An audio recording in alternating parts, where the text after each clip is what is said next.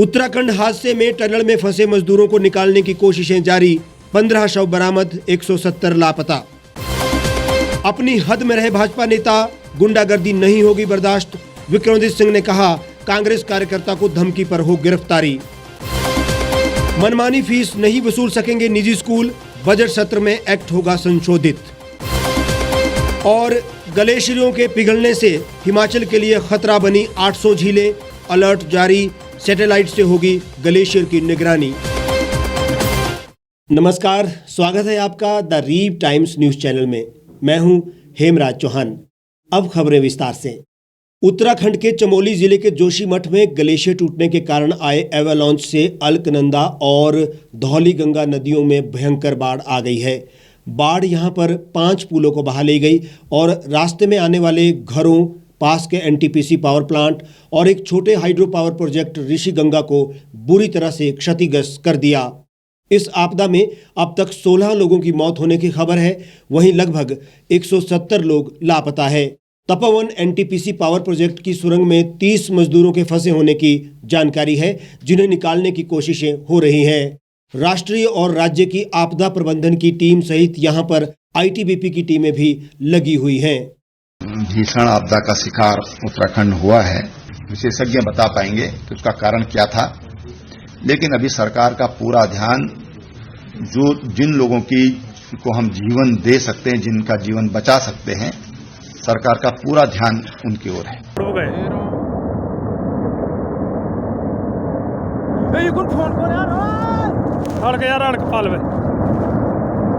रेणी का है, कंपनी का है आज तो नहीं होता।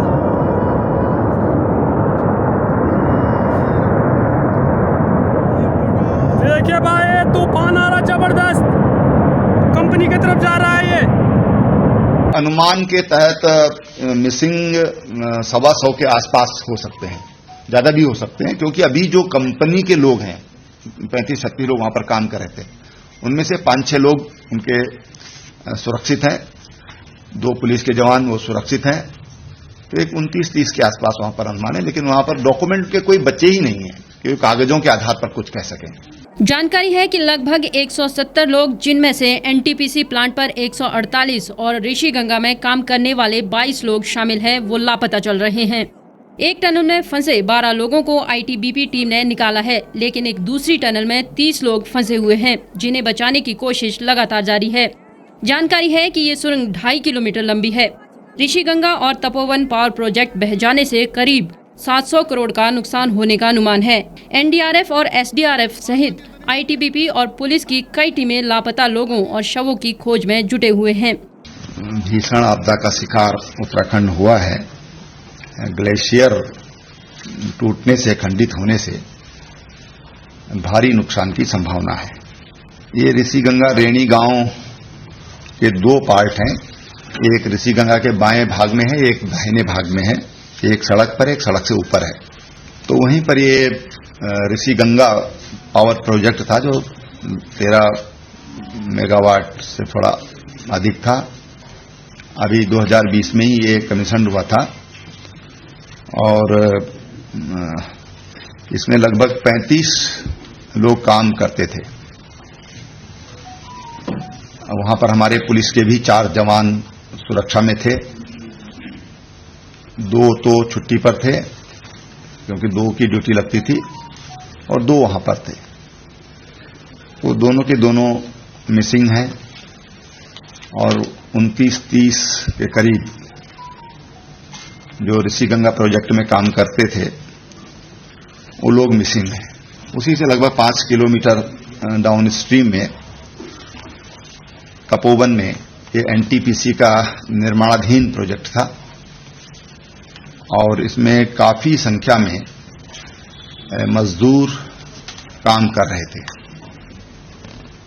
जो मोटी मोटी जानकारी है कि 176 मजदूर ये अपनी ड्यूटी के लिए निकले थे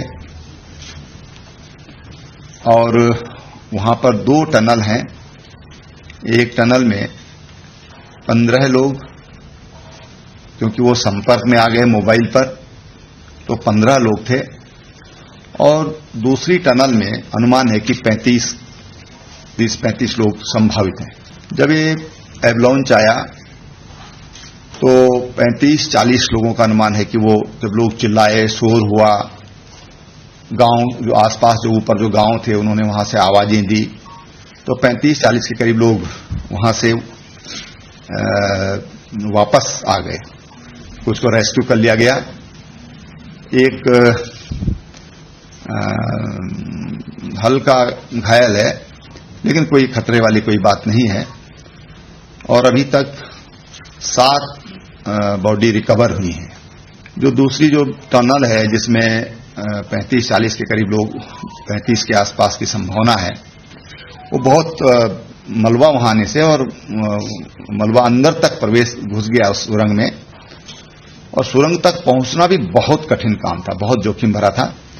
मशीन वहां तक पहुंचाना ये संभव नहीं है, और इसलिए आईटीबीपी के जवान रोप के सहारे वहां नीचे उतरे। वो लगभग 150 मीटर अंदर तक पहुंच पाए थे। ये सुरंग लगभग 250 मीटर लंबी है, लेकिन अंदर जो मजदूर हैं उनसे संपर्क नहीं हो पाया।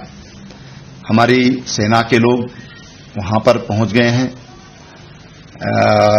एनडीआरएफ की टीम एक दिल्ली से यहां पहुंची है। कुछ लोग एनडीआरएफ के कल और वहां पर आएंगे। मेडिकल फैसिलिटीज की दृष्टि से वहां पर आर्मी के, पैरामिलिट्री फोर्सेज की और हमारे जो स्टेट के डॉक्टर की सीएमओ स्वयं वहां पर कैंप किए हुए हैं, जिलाधिकारी वहां पर कैंप किए हुए हैं, एसपी वहां पर कैंप किए हुए हैं। एसडीआरएफ की एक 60 लोगों की टीम विद इक्विपमेंट्स वो वहां पर पहुंच गई है। एक मोटरेबल पुल जो रेणी गांव में था, जो दोनों रेणियों को जोड़ने वाला था, और 4 अन्य छोटे पुल, झूला पुल हम उनको कह सकते हैं, वो क्षतिग्रस्त होने से ऋषिगंगा का जो दाहिना हिस्सा है उधर और धौली गंगा का जो एरिया है उसमें अभी बाई रोड अभी उसका संपर्क टूट गया है। वहां 17 गांव हैं, गांव सभाएं हैं, जिनमें से 7 गांव ये माइग्रेट करते हैं सर्दी के कारण इधर गोपेश्वर और चमोली के आसपास। 11 गांव के लोग वहां पर हैं और उनको किसी तरह की आवश्यकता जो उनकी हो उसकी कमी न हो, इसकी दृष्टि से वहां पर आर्मी के 3 हेलीकॉप्टर, एक वायुसेना का हेलीकॉप्टर वहां पर पहुंच चुका है बरेली से, और राज्य सरकार के जो हमारे प्राइवेट हेलीकॉप्टर वहां पर ऑलरेडी वहां पर तैनात हैं, देहरादून में भी तैनात हैं। आईटीबीपी उत्तरकाशी, महिडांडा, उनको भी अलर्ट किया गया है। राज्य के मुख्यमंत्री त्रिवेंद्र सिंह रावत ने मृतकों के परिवारों को 4 लाख का मुआवजा देने की घोषणा की है। और जितने भी हमारे अभी मृतक हैं उन सबको हम 4-4 लाख रुपए का मुआवजा राज्य सरकार देगी। प्रधानमंत्री राष्ट्रीय राहत कोष से अतिरिक्त 2 लाख दिए जाएंगे। वहीं गंभीर रूप से घायल लोगों को 50,000 का मुआवजा दिया जाएगा। माननीय प्रधानमंत्री जी को जैसी खबर लगी तो उन्होंने काफी चिंता व्यक्त की है और उन्होंने कहा किसी तरह की भी कोई आवश्यकता है तो वो आवश्यकता, वो सहयोग भारत सरकार करेगी।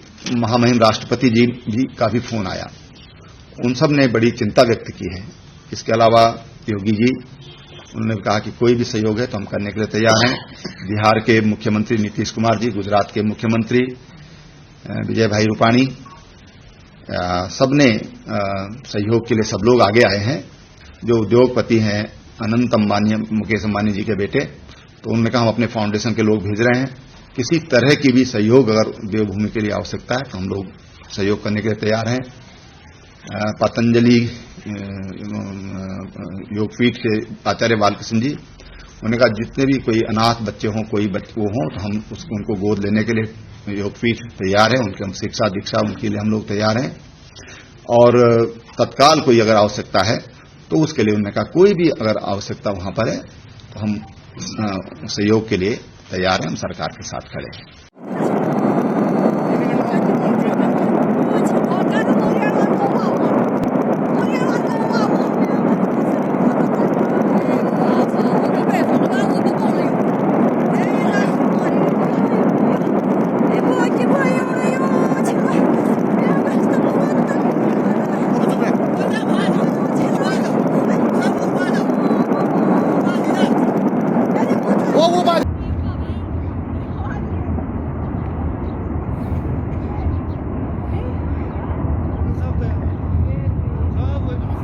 हिमाचल प्रदेश के मुख्यमंत्री जयराम ठाकुर ने भी दुख प्रकट करते हुए कहा कि उत्तराखंड के चमोली में प्राकृतिक आपदा से ग्लेशियर टूटने के कारण वहां हुई तबाही की सूचना अत्यंत चिंताजनक है और इस दुखद परिस्थिति में हिमाचल प्रदेश के लोग उत्तराखंड के साथ खड़े हैं।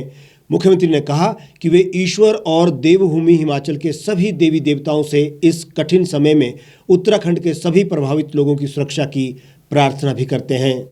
पूर्ण घटना घटित हुई है और ख़ासतौर से इस चीज़ की उम्मीद नहीं थी ग्लेशियर का इन दिनों में टूटना और इस स्केल पर, क्योंकि वो जो जानकारी मिली जो हमको 13 मेगावाट का जो प्रोजेक्ट था उसकी रिजर्वायर में, और उसके बाद वो सारा रिजर्वायर ही टूट गया। उसके कारण फिर आगे जो दूसरा प्रोजेक्ट बन रहा था उसमें जो लोग लगे हुए थे काम में, ज़्यादा नुकसान वहाँ पर हुआ।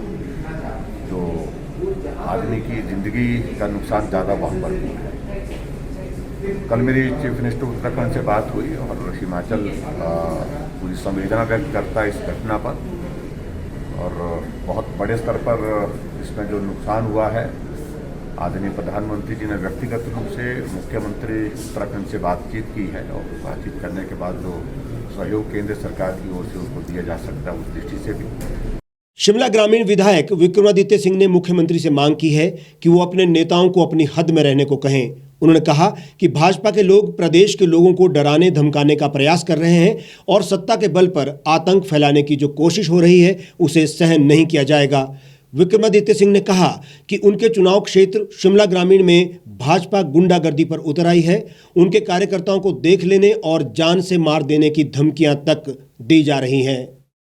प्रेस कॉन्फ्रेंस में विक्रमादित्य सिंह ने बलोह पंचायत के पूर्व प्रधान राजेंद्र ठाकुर के साथ शिमला भाजपा मंडल ग्रामीण के अध्यक्ष दिनेश ठाकुर द्वारा गाली गलौज करने और जान से मारने की खुली धमकी देने की आलोचना करते हुए उसे तुरंत गिरफ्तार करने की मांग की है।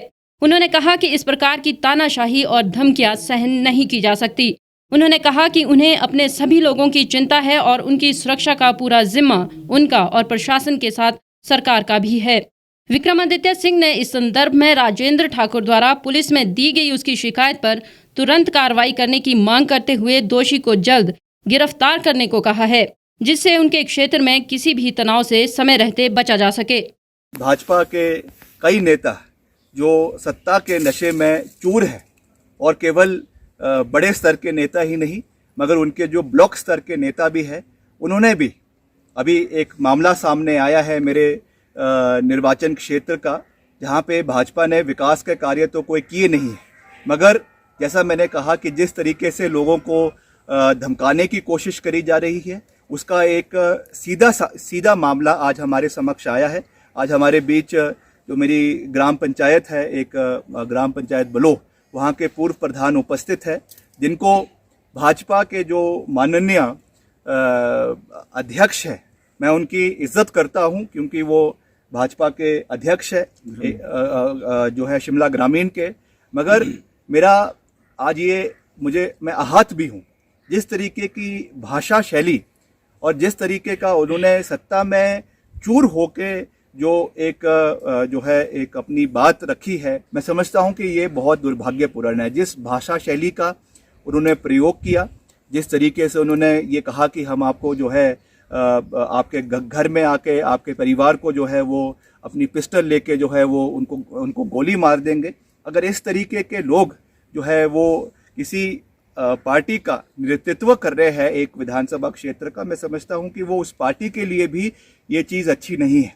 इस मसले को हम मुख्यमंत्री जी से उठाएंगे, और मैंने पिछले 2 दिन पहले जो इनके प्रदेश अध्यक्ष है सुरेश कश्यप जी, उनसे भी इसके बारे में बात करी है, क्योंकि मेरा ये स्पष्ट विचार है कि हम चाहे किसी भी पार्टी में हो, किसी भी विचारधारा में हो, हमें सब लोगों का सम्मान करने की आवश्यकता है और एक गरिमा होनी चाहिए। उस गरिमा को लांघने की हमें आवश्यकता मैं समझता हूँ नहीं होती है। मामला दर्ज करवाया है, मगर उस पर भी पुलिस ने जो है इसमें जो आर्म्स एक्ट के अंदर जो धाराएं लगानी चाहिए थी, क्योंकि उन्होंने साफ तरीके से ये कहा है कि मैं पिस्टल लेके जो है आपके घर आ रहा हूँ और वहाँ पे आपको और आपके परिवार को जो है जान से मारने की धमकी जो है वो दी है। तो इसके तहत जो धाराएं आर्म्स एक्ट की होनी चाहिए उस पर जो है FIR नहीं करवाकर केवल वहाँ पे म्यूचुअल एनिमोसिटी की और जो है बदतमीजी की या जो है गलत भाषा की क्रॉस एफआईआर करवा के ये करवाई है, इससे ये दर्शाता है कि पुलिस जो है कहीं ना कहीं दबाव में आके सरकार के इस मामले को कोर्ट से और पुलिस से बाहर रहकर ही सुलझाने की कोशिश कर रही है। ये एक सही चीज़ नहीं है। जब तक इसमें पुलिस इसमें सही कार्रवाई नहीं करती, सही धाराओं के तहत जो है मामला रजिस्टर नहीं करती, हम इसका विरोध करेंगे। पिछले दिनों सोशल मीडिया पर एक ऑडियो चर्चा में आ गया था, जब बीजेपी के शिमला ग्रामीण के एक नेता ने कांग्रेस के पूर्व पंचायत प्रधान को बेहद अश्लील तरीके से गाली गलौज किया और जान से मारने की धमकी भी दे डाली। इसके बाद कांग्रेस, विशेष करके शिमला ग्रामीण के विधायक विक्रमादित्य सिंह बेहद आक्रामक हो गए और सरकार और पार्टी के नेताओं की गुंडागर्दी को जमकर कोसा। निजी स्कूलों की फीस को लेकर मचे घमासान के बीच हिमाचल प्रदेश सरकार ने फीस नियंत्रित करने के लिए वर्ष 1997 के एक्ट में बदलाव करने का फैसला लिया है। मुख्यमंत्री जयराम ठाकुर की अध्यक्षता में बीते दिन हुई कैबिनेट बैठक में इस पर अनौपचारिक बातचीत हुई। कैबिनेट ने शिक्षा विभाग को एक्ट में बदलाव की हरी झंडी दे दी है। विभागीय अधिकारियों ने सरकार से मंजूरी मिलते ही विधि विभाग को मामला भेज दिया है। निजी शिक्षण संस्थान नियामक आयोग के दायरे में प्रदेश के सभी निजी कॉलेज और विश्वविद्यालय आते हैं। इन शिक्षण संस्थानों की फीस तय करने से लेकर इनके पाठ्यक्रम को आयोग हर साल मंजूरी देता है। इनके स्टाफ की समस्याओं को भी आयोग की अदालत में सुना जाता है। प्रदेश की सत्ता पर काबिज होते ही जयराम सरकार ने निजी स्कूलों की फीस नियंत्रण की घोषणा की थी, लेकिन अभी तक मामला सिरे नहीं चढ़ पाया है। कोरोना संकट के दौरान तो ये समस्या और अधिक बढ़ गई है। बीते दिनों जिला मंडी में निजी स्कूलों की फीस को लेकर खूब हल्ला हुआ था। अभिभावकों ने मुख्यमंत्री के समक्ष भी ये मामला उठाया था। शिमला में भी अभिभावक संघों के धरने प्रदर्शन लगातार जारी है। इसी कड़ी में अब ये कवायद शुरू हो गई है। कोरोना काल में ऑनलाइन पढ़ाई के दौरान भी निजी स्कूल पूरी फीस वसूलने पर अड़े हुए हैं। हालांकि सरकार ने सिर्फ ट्यूशन फीस ही लेने के आदेश दिए हैं। चमोली में आई आपदा के बाद हिमाचल प्रदेश में भी ग्लेशियरों और कृत्रिम झील वाले जिलों में अलर्ट जारी किया गया है। सरकार की ओर से ग्लेशियर वाले जिलों के उपायुक्तों से बात कर प्रोटोकॉल का पालन करते हुए निगरानी करने के लिए कहा गया है। हिमस्खलन संभावित इलाकों के अलावा ग्लेशियरों के आसपास के क्षेत्रों में लोगों को सतर्कता बरतने के लिए कहा गया है। हिमकॉस्ट के ग्लेशियर मॉनिटरिंग सेल को भी हर गतिविधि की रिपोर्ट आपदा प्रबंधन सेल को भेजने को सरकार की ओर से कहा गया है। बेटा क्या खतरनाक आ रहा है ये। अरे जल्दी आ बड़ा ओ भाई साहब